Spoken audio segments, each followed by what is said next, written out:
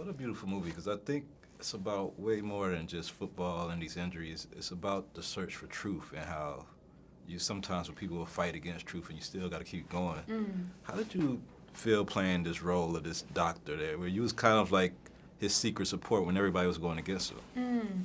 You know, absolutely right. I think it is really more than football that this movie is about. It's so much more. And I think that for me, playing Prima, you know, I really felt like she was the emotional anchor, really, for Bennett's character, and in many ways his moral touchstone in terms of pursuing this journey and having the courage to carry on. And Prima has this speech in the film about destiny and the idea, you know, that if you know the truth, you must speak it. And for me, that really resonated with me, because I definitely believe that in filmmaking, in life, you know, and I think when you have a script like this that really is topical and it's about what's going on in the world today and it's about American culture, that this is a very relevant story for now and really a story that needed to be told.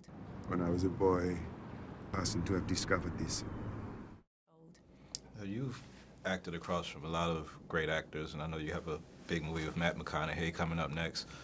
But what was your reaction when, I'm sure you've heard, when Will Smith yesterday said that he may be running for president in the future? I did not hear that. You did not hear that? That's my reaction. That's my reaction right there. I'm like, oh, really?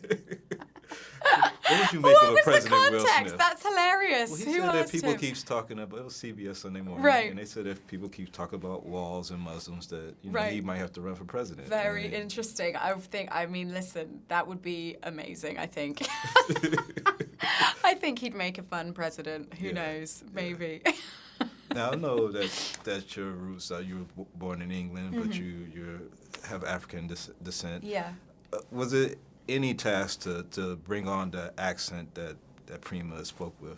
Oh, definitely. I mean, you know, I grew up with a totally British accent. My dad's from South Africa, but you know, Prima's accent is well, she's from Kenya. You know, so and every country has its own different, you know, nuances and rhythms. So yeah, both myself and Will worked with a dialect coach who was great, and also, you know, listening to lots of different recordings of the accent, listening to recordings of Prima speaking, and listening to some Swahili as well. You know. And Swahili music to get the musicality of the accent, and then just working out how much or how little, you know, in terms of a movie making, what was appropriate for our two characters together. So that was the challenge as well, was sort of getting both the characters on the right level so that, you know, people could understand us as well, you know.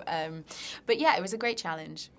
Do you think that this movie will both inspire scientists as well as the NFL, maybe, in college football, to kind of do some corrective or preventative action for CTE to keep occurring in players? And absolutely. I really hope it inspires everybody to be more aware about the potential risks of football. And, you know, I think it's just about having the knowledge. And once you have the knowledge, then you can choose to do with it what you will. But I think, you know, for people pursuing a career in football, or for parents, or as you say, for the NFL, to take responsibility and to tell the truth and be transparent. And then, you know, if there are adjustments that need to be made, you know, I think the culture is shifting. So, you know, you've got to be prepared for that, and it's not going to happen overnight. But I think it's about being open to changing the conversation. Always a pleasure to talk to you, Gugu. Happy holidays. Thank you, you too.